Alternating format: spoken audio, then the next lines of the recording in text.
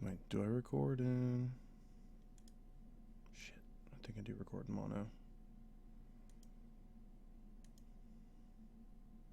I think it's mixed down to stereo anyway, it's an MP3. Oh well.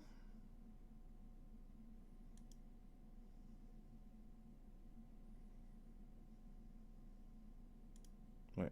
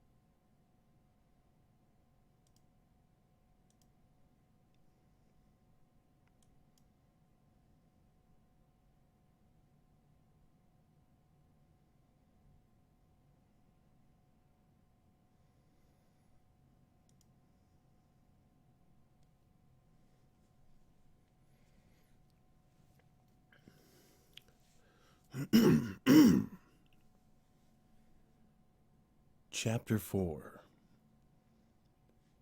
Otto walked slowly along, dragging a huge chunk of meat piled on a sled-like device the seers called a sledge. It was made of 2 tree saplings like runners with the bottom made of the tusk animal's hide. The women had come to kill... The women had come to the kill site, and with their rounded knives had... Lovely. Oh, Lord. The women had come to the kill site, and with their rounded knives had skinned the tusked... The women had come to the kill site, and with their rounded knives had skinned the tusked animals, then using larger implements and sometimes the help of the men as needed. What? Oh, okay.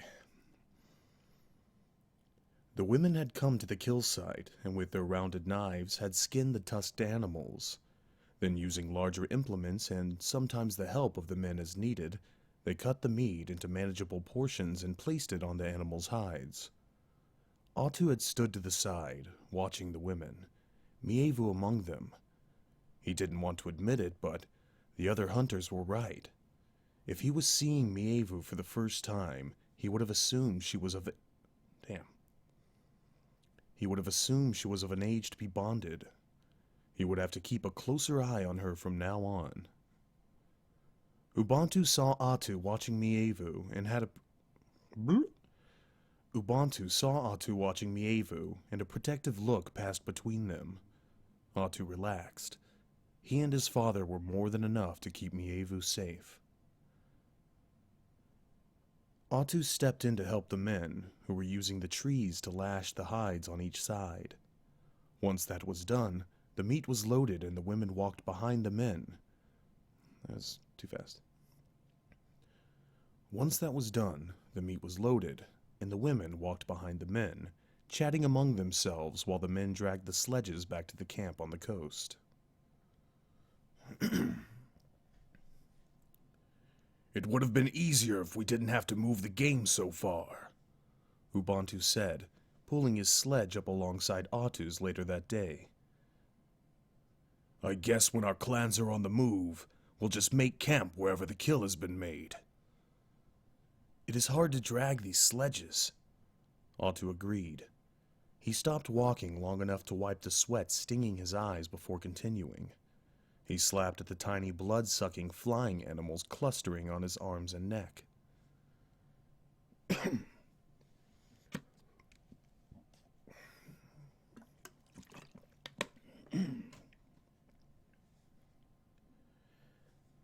And we still have a full day's walk to go. Meanwhile, we are the prey of these nasty little hunters. The bigger black ones bite so fast and fly away. You can't kill them, his father said as if he'd read Atu's thoughts. But they seem to prefer biting the meat we're carrying instead of us. At least for now. Atu pulled on, not even answering his father. I hate this place. Ubuntu and Atu walked for most of the day in silence, the other hunters and women talking around them as they slowly traversed back to camp. Suka and Kinnak pulled up beside Atu with Bruna and another older hunter, Stanek.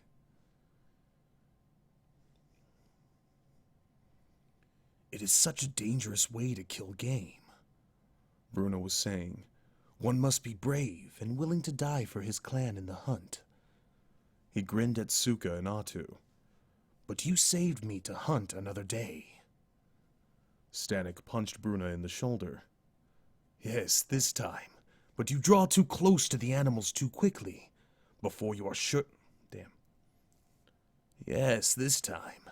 But you draw too close to the animals too quickly. Before you're... Damn it. Yes, this time. But you draw too... I hit my mic. I'm moving my arms, I'm sorry. Yes, this time. But you draw too close to the animals too quickly, before you are sure they cannot rise again. You must stab them more first, to make sure of the kill. Kinnak was hanging on to every word the seer hunters were speaking, and Atu saw the excitement flare in his eyes as they talked about the hunt, examining each part in detail, what each hunter had done, and how it had contributed to the taking of the three... Darn. And how it had contributed to the taking... and how it had contributed to the taking of 3 large males. Suka.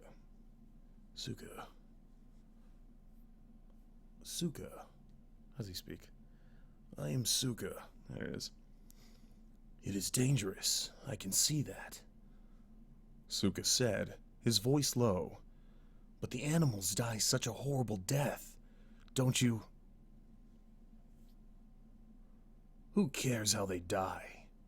Stanek interrupted, looking with scorn at Suka as if he were stupid.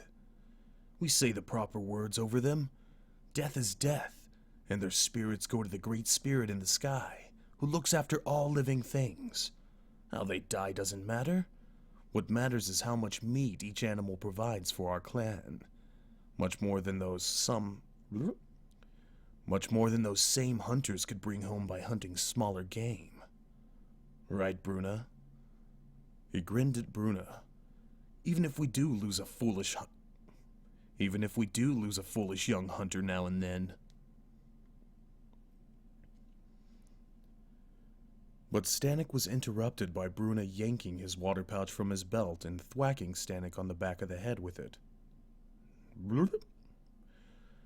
But Stanek was interrupted by Bruna yanking his water pouch from his belt and thwacking Stanek on back of the head with it. Now I'm gonna leave a "the" in there because that doesn't look right. But Stanek was interrupted by Bruna yanking his water pouch from his belt and thwacking Stanek on the back of the head with it. The water pouch broke and drenched the man to his waist. Much to Atu's surprise, Stanek didn't react in anger. Instead, the elder hunter shook his head, sending a shower of water over the rest of them. Then he laughed a loud... Then he laughed, a loud, roaring laugh that drew the attention of the rest of the group. Bruna joined in, and after a moment, Kinnak, as well as many of the other hunters and women. Okay. Bruna joined in, and after a moment, Kinnak, as well as many of the other hunters and women, was laughing, although Kinnak looked uncomfortable about it. Suka remained silent after that. Kinnak tried to strike up a conversation with Atu and... Atu.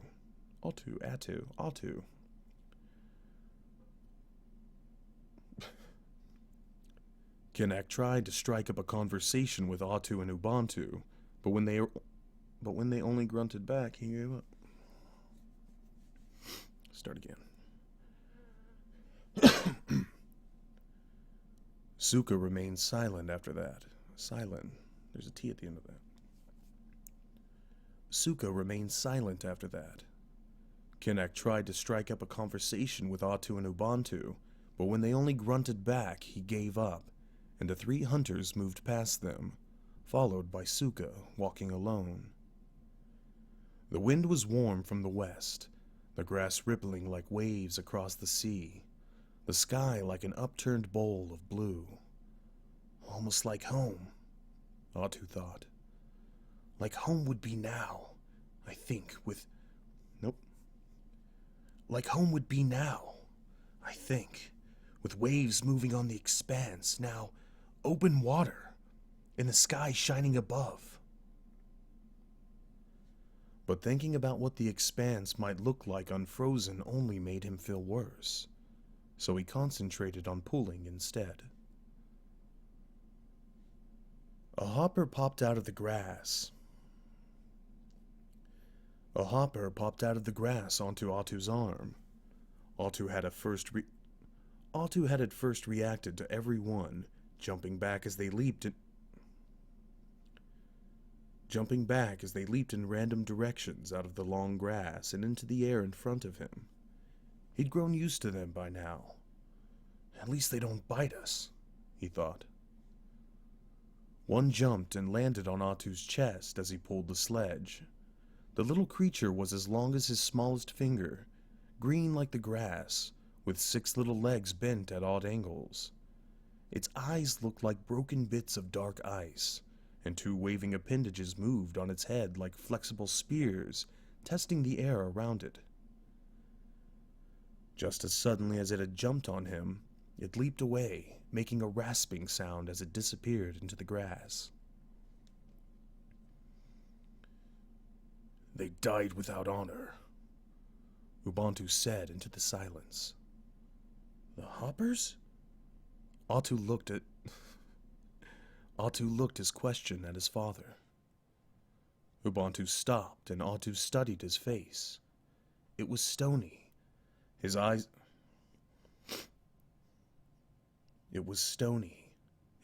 like 2 deep holes in the ice, dark and dangerous. He spoke low, for Atu's ears alone. I don't like this curved tusk hunting. It is not the Nuvik way. To kill game by scaring it into stampeding. To threaten its young. To kill it slowly. To cause it such great pain. To cause it such great pain before its spirit is freed from its body. I don't like it at all.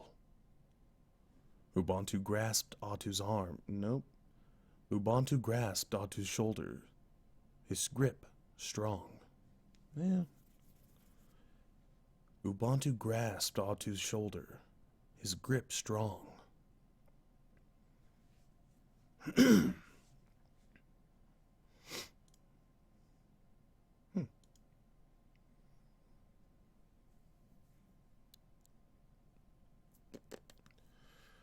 Atu looked into his father's eyes again, and his heart beat faster as he saw a clearness there.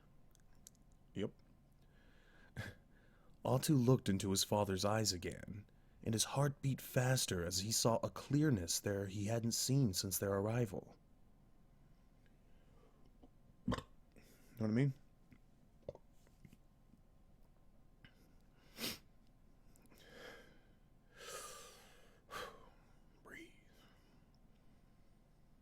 I know I've been like a Pulik hiding in its mother's hood, my son. Well, that's not right.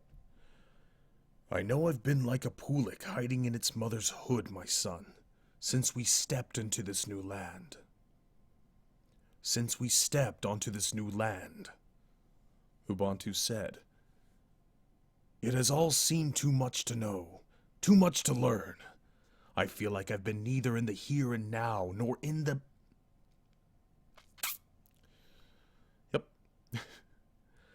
I feel like I've been neither in the here and now, nor in the between of sleep, but somewhere else, somewhere I could not escape.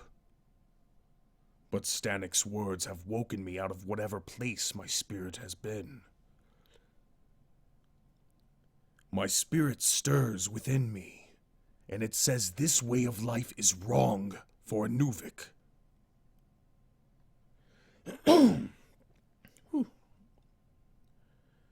A sudden rush of release swept through Atu's body. I don't like it either, Father, and I won't do it again. Atu added. He looked to see how his father would react to his declaration. Good, Ubuntu said. There is enough game along the coast. I will learn the ways of the skin boat too. We will stay. Paven can go with the Shukat and his people. Let them live on the grass of biters. A Shukat doesn't want Paven to come with them, Atu said, his heart heavy, his spirit sinking. Why not, my son? Ubuntu said.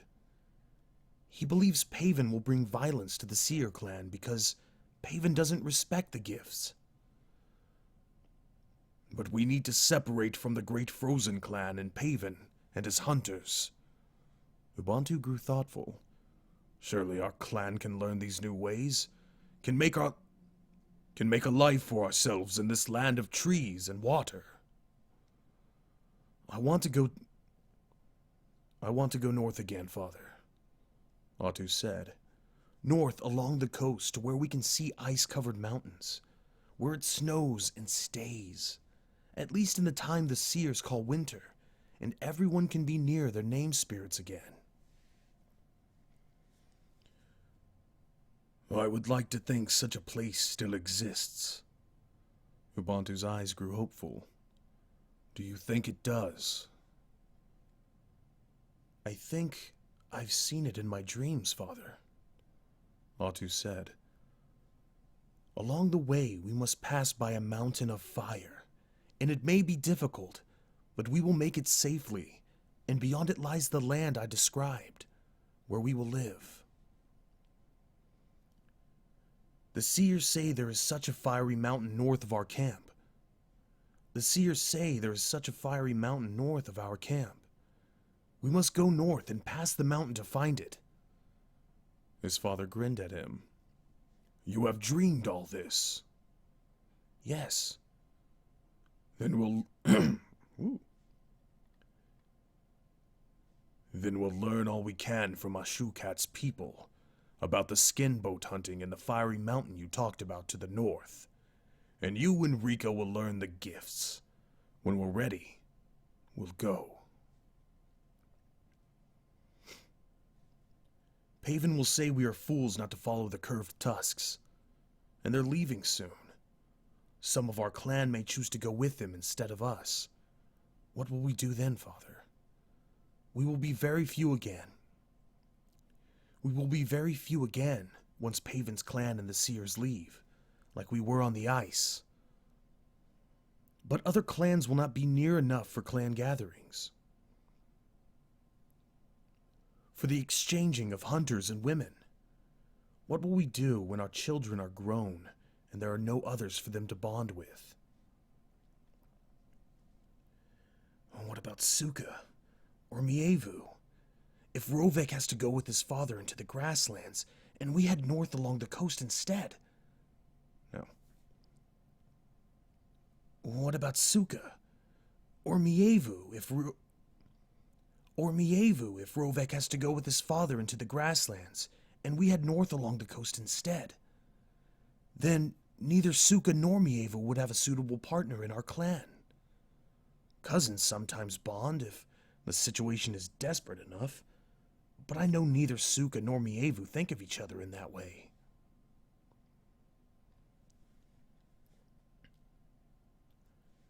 I don't know, my son, Ubuntu said. I've only now begun to think clearly again. We'll figure out something. We can't let our small numbers stop us from doing what we think is best. Let Paven say what he will say. Let who wants to go with him go. Ubuntu started pulling his sledge again, and Atu pulled beside him. We cannot force our hunters to come with us. They must decide for themselves what will be best for their families. To come with us, or to go with Paven. Or go with Paven. Or go with the Seers. We must not invite the spirit of violence on... We must not invite the spirit of violence into our midst as well by trying... We must not invite the spirit of violence into our midst as... Pick up. We must not invite the spirit of violence into our midst as well by trying to take advantage of our position as leader. No, Jesus, but big sentence.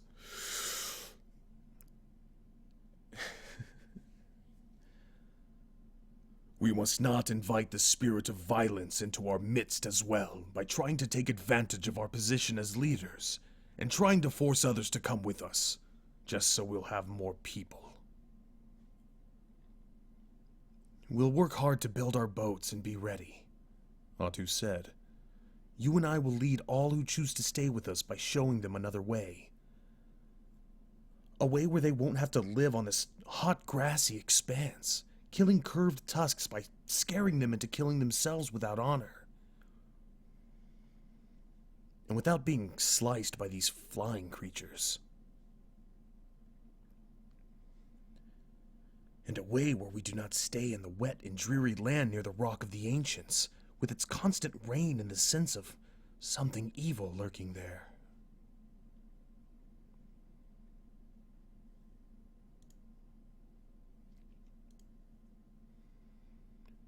Ubuntu slapped another bloodsucker off his bare forearm. They pierce the skin with their tiny long knife mouths. What evil comes with them? Look how my wounds fester. He pointed to the welts all over his arms from their bites. The Seers need to find something to keep these little hunters from wounding us. They say they have the memories of their ancestors, but I don't think they've remembered all they need to know about this place. Surely their ancestors knew something to keep the biters away. Surely their ancestors knew something to keep these biters away. Attu picked up his pace. You're right, Father. That's another reason to go north. Our clan together once again, without all the others. I don't want to rely on anyone else. We've lived our whole lives. We've lived our whole lives on our own, until the warming.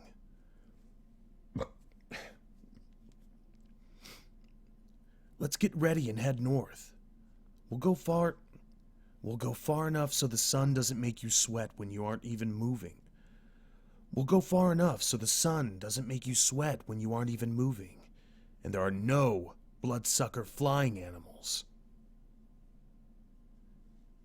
They hurried to catch up to the others. Soon they were all together again, and Attu began whistling a soft tune, one the hunters often whistled as they walked the long distances over the ice. Ubuntu joined in. Suka, who was a few steps ahead of them, turned and walked back. He looked surprised at Attu's sudden change of mood, smiling at him with a question in his eyes. Later.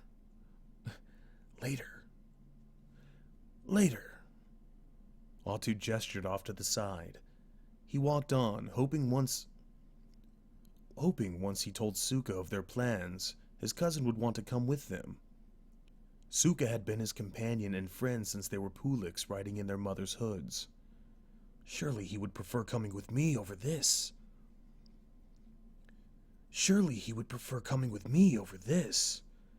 He didn't seem to like hunting the tusked animals either. He didn't seem to like hunting the tusked animals either.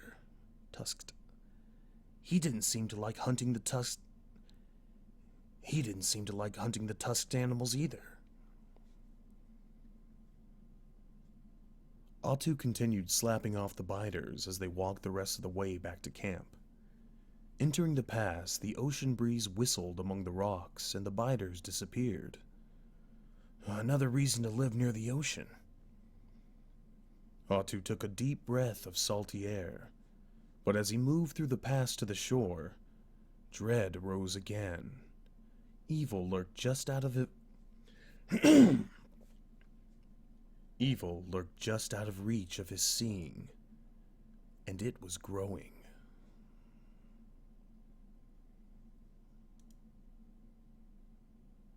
I burp all the time.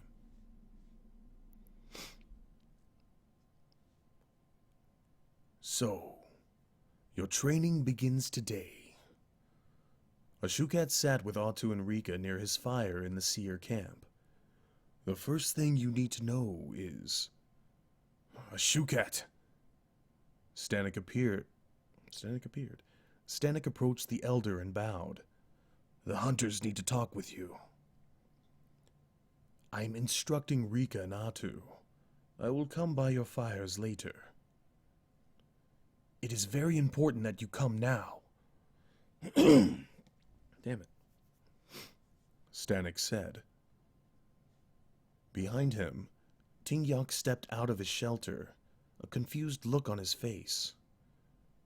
Ashukat, I think you need to come with us. I'm sorry, Ashukat said. I'm needed. Perhaps later today. Atu and Rika nodded. Ashukat pulled himself to his feet and, leaning heavily on his staff, walked away with Stanek and Tingyok toward the seer hunters.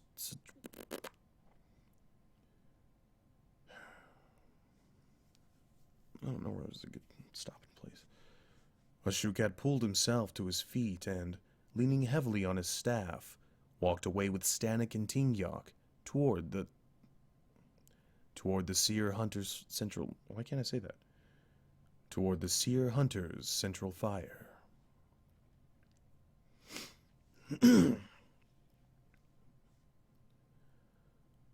A few nights later, Atu woke to the sound of a spirit calling into the darkness.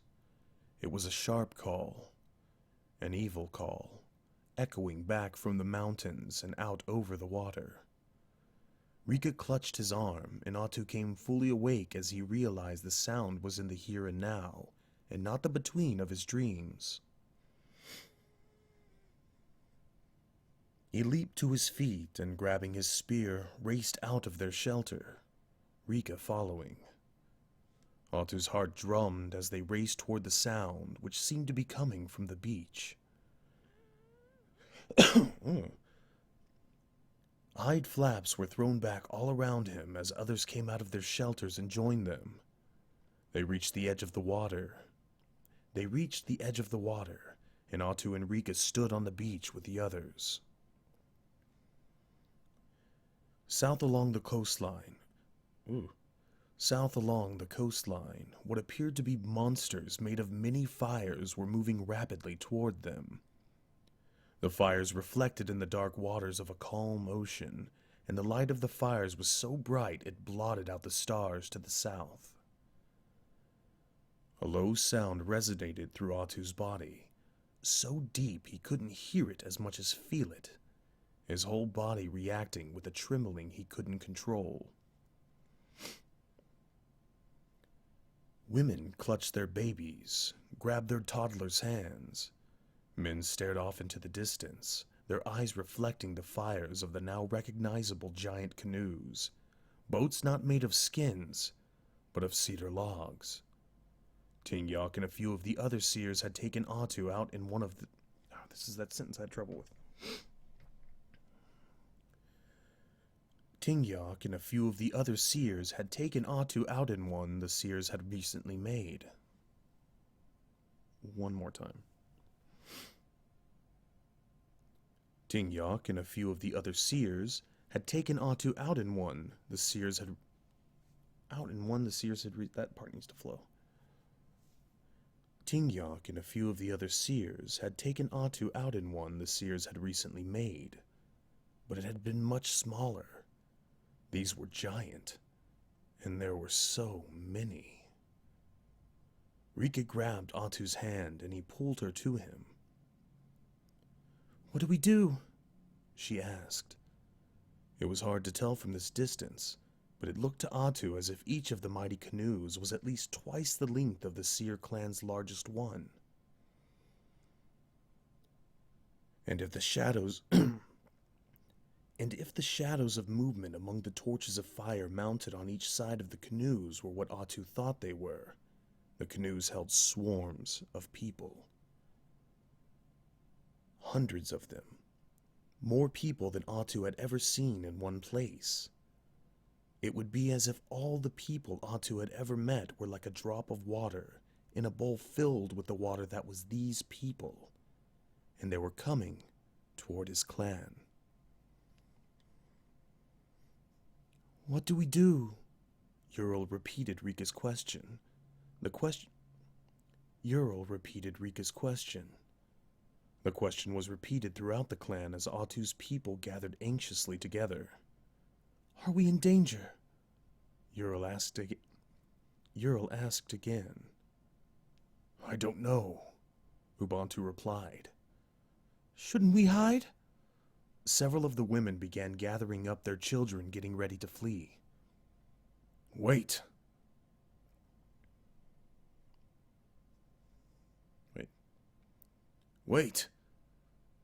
Atu looked up to see Suka standing on a large jumble of rocks, debris from the flood that had opened the pass. "They're moving toward the large river." Is that even Suka's voice? Suka. Stupid. They're moving in toward the large river. The clan grew silent as all watched the huge canoes drift out of the sight. The clan grew silent as all watched the huge canoes drift out of sight into the mouth of the river to the south. One by one, the flaming boats disappeared around a bend in the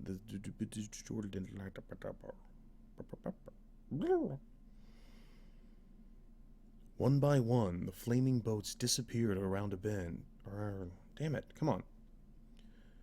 One by one, the flaming boats disappeared around a bend in the shoreline.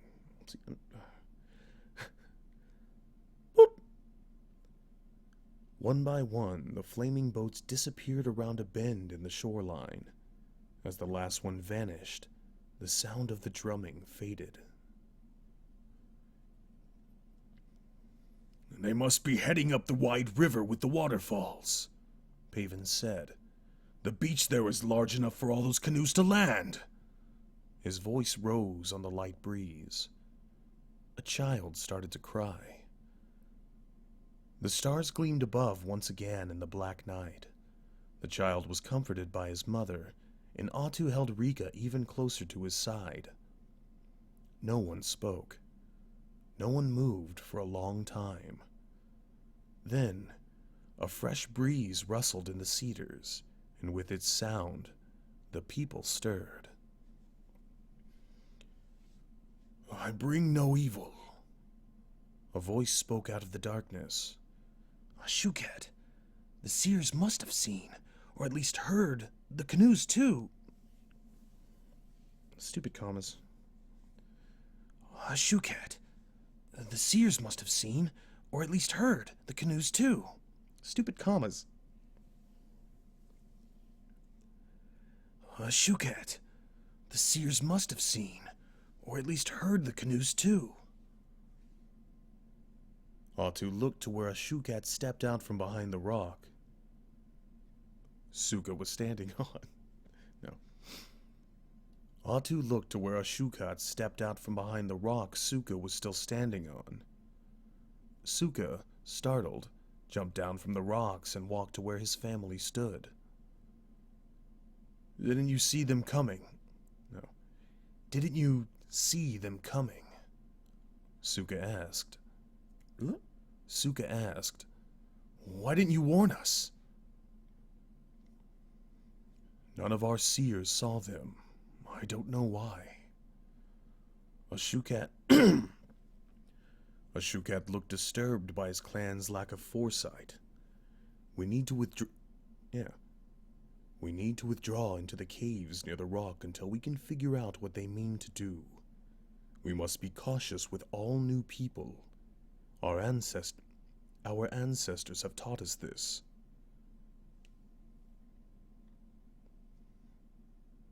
There are so many of them. We could never fight them and win. Tingyok had moved to stand beside Ashukat. We don't even know if they mean us harm yet, Ubuntu said. They may just be staying until light before moving on. They are warriors and mean to kill everyone who comes... across their path.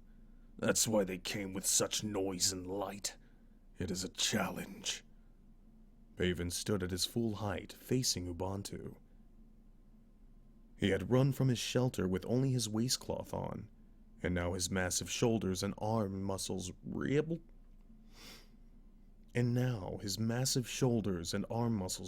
as he flexed them. The scar on his face and chest from a long-ago ice bear attack standing out white in the light of the now-risen moon. How could you know that? Ubuntu asked. Paven scowled and shook his head, as if he couldn't believe anyone would question what seemed obvious to him. Atu studied Paven. Ashukat said he had gifts. What if he somehow sees something we don't sense? We don't know who these people are, or why they traveled with such ceremony. The wise thing to do is to watch and wait, and not alert these people of our presence before we know something about them. Ashukat spoke, seemingly unperturbed by Paven's stance as he towered over the bent old man. Our few hunters wouldn't stand a chance, Ubuntu said, putting his hand on Paven's shoulder. This is not about a hunter's honor. It's about putting the safety of our clans first. Did your people ever encounter others like them, Ashukat? With numbers like the pebbles on the beach? Too many to count. Yes. Who are they, mighty seer? Paven sneered at Ashukat. I don't know, Ashukat replied. He seemed shaken. We have never seen so many people together in one clan, or even in groups of clans. The seers are not spirits, but human. Ural moved to stand beside her man. We can't expect them to know everything. Ashukat and some of his people have great gifts, but we must not assume they know more than their gifts or their past teachers them. Gifts.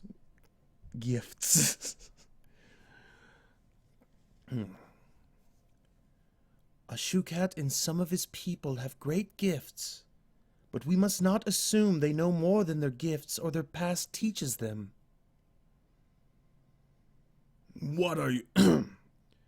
What good are your so-called gifts? Paven asked. You couldn't see a huge clan of hunters in giant canoes coming toward us. I say your gifts are worthless. Father is afraid, Rika whispered to Atu. He covers it with anger, always. But he loses honor, disrespecting an elder. Atu looked at Ashukat again. The man did not even glance his way, but the seer spoke into Atu's mind as if Ashukat were beside him, whispering in his ear. I am also afraid, Atu. Aren't you? Ashukat's voice. In my head? And I'm not dreaming?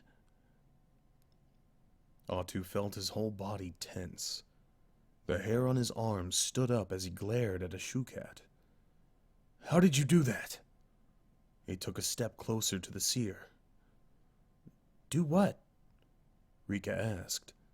What are you talking about? A Shukat didn't do anything. She reached for Atu, but he moved away from her to stand facing Ashukat beside Paven. Well, came Ashukat's mental question again. And this time, think your answer. Atu thought back a strong yes.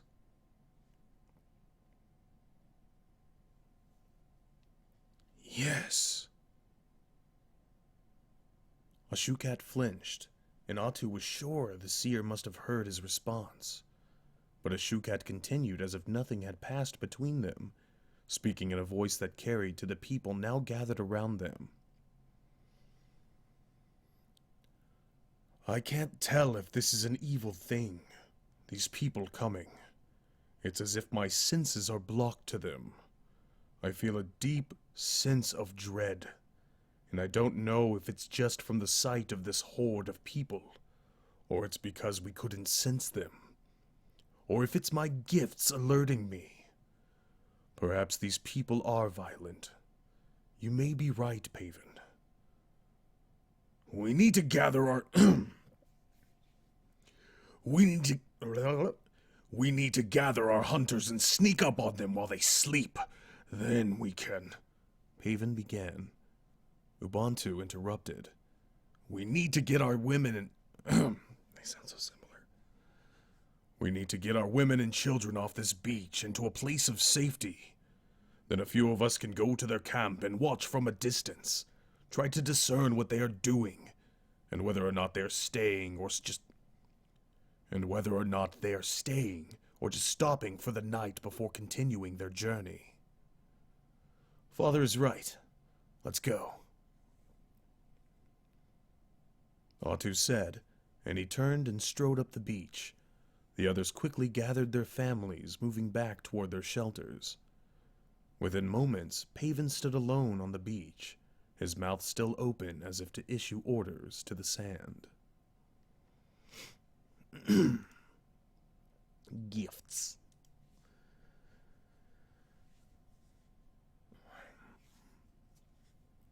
You gotta stand up. Ow. Okay. Stretch a little. Make some noises. Hope one of my toes doesn't fall off. Get some water. How long has this been going for now? 43 minutes. Great.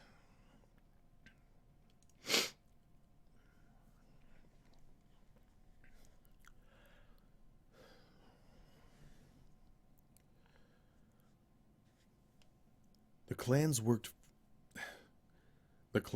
furiously to remove all signs of their ever having camped in this place.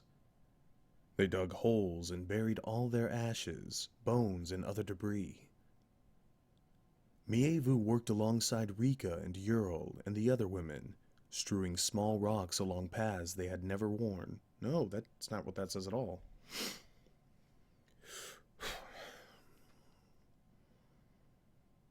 Mievu worked alongside Rika and Ural and the other women, strewing small rocks along paths they had never... Why do I keep wanting to say never? Strewing small rocks along paths they had worn near the edges of the trees, taking handfuls of leaves and covering others. Ashukat's people were last out of the camp, pulling pine branches in front of them as they walked backward, brushing away any last traces of footprints or other marks on the sand. If the fiery canoe people did stay and sent scouts north too far into the trees, they'd see pulled off branches and many saplings cut down. But Ashukat thought if they passed by in their boats, the beach would now look untouched by humans. Burps.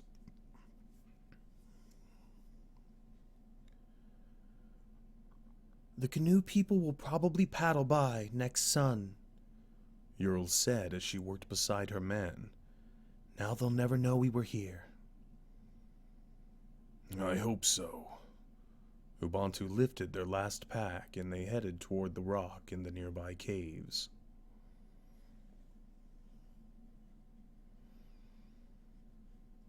Ubuntu lifted their last pack and they headed toward the rock in the nearby caves.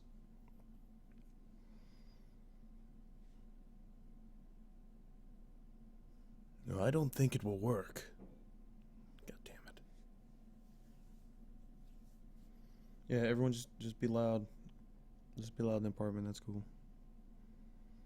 It's not like I have a super sensitive microphone or anything, that's cool. No, don't worry about it. We should get a burp count going.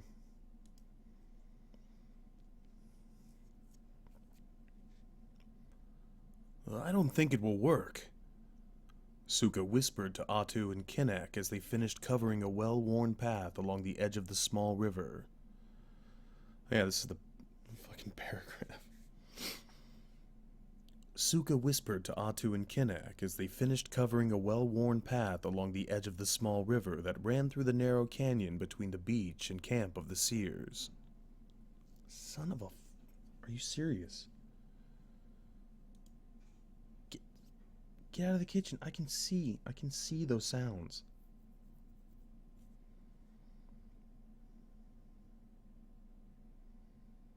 It's gonna be a bitch to record. I mean, edit.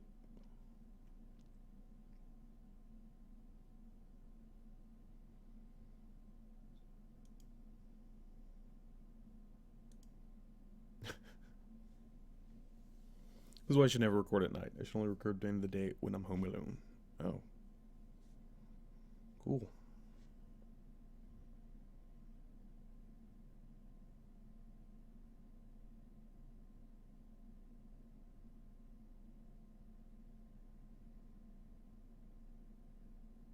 You done? Nope.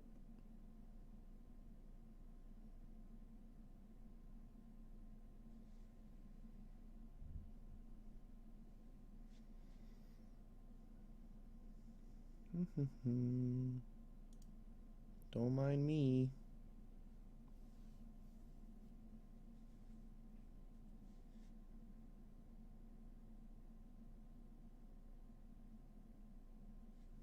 Fuck it.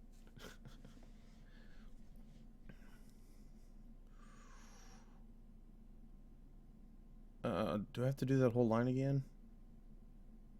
Crap, I don't remember where I stopped. Oh well. Suka whispered to Atu and Kinnak as they finished covering a well-worn path along the edge of the small river that ran from the narrow canyon between the beach and camp of the Seers. Whew. Anyone who looks closely will see that many feet have traveled here, Atu said. Crap, I forgot. Gotta whisper it. Anyone who looks closely will see that many feet have traveled here, Atu said, his voice even quieter than Suka's. Atu said, his voice even quieter than Suka's.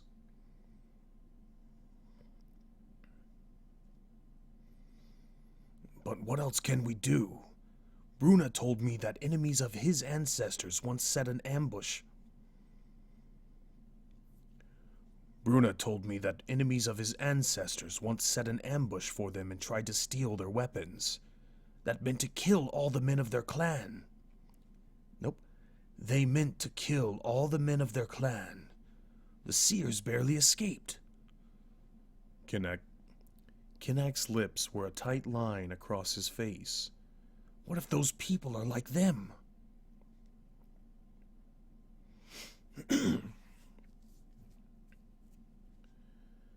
Rika moaned in her sleep. She and Atu had moved their things into one of the back caves, and now sat by the fire near the opening to the caves, resting before heading out again to help others move.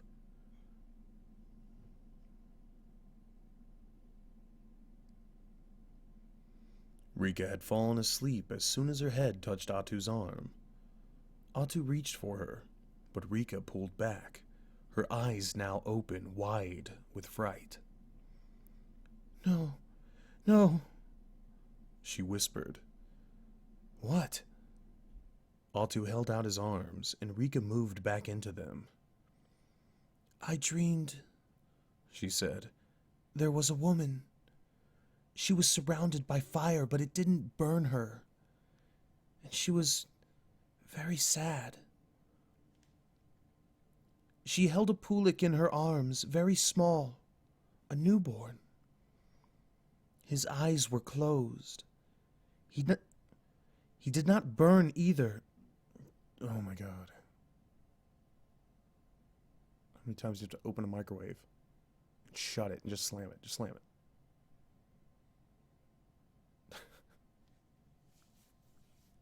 Chill the fuck out, people.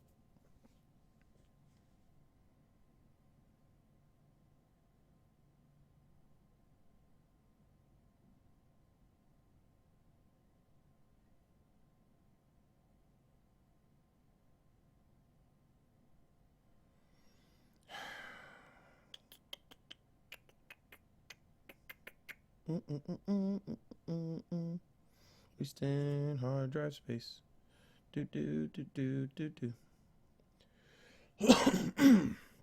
Roommates, fun roommates. Roommates, my family. Live with my family.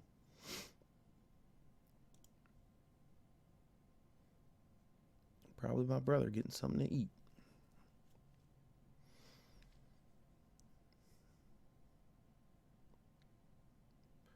He did not burn either, but Otto. It felt like he had died and was in the between. I always want to say in between. He did not burn either, but Otto. It felt like he had died and was in the between of death. Still, she held him, and he didn't burn. And she didn't burn. She looked at me.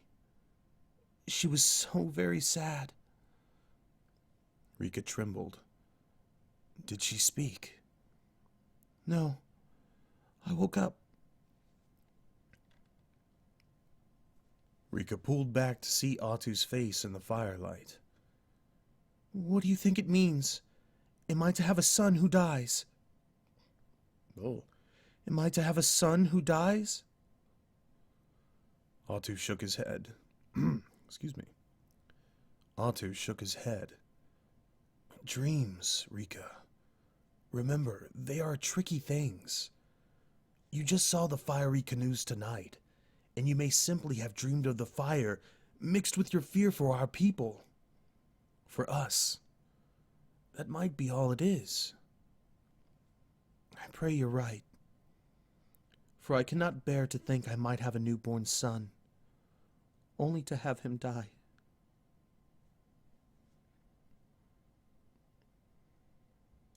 Sheesh.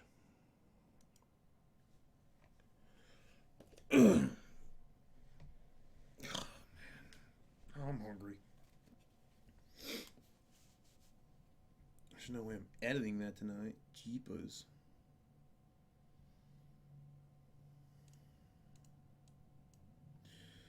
Where's my keyboard? Where's my water? Where's everything? Water. Ah. I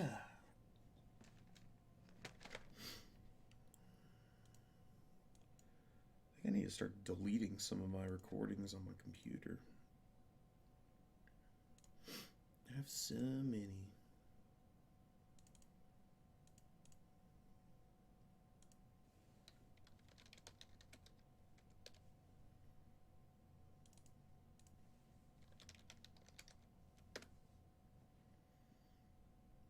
Alright, chapter 4 is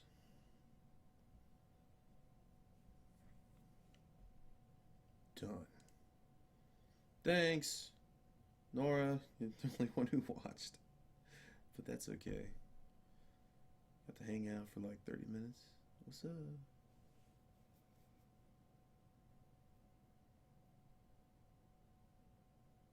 I need to get an on-air sign, but I don't think people would pay attention to it, so it doesn't matter. That'd be funny though.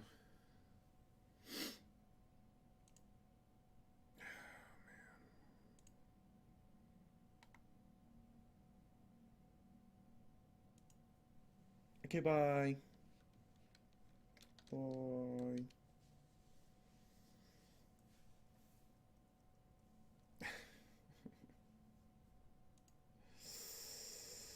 Frosties from Wendy.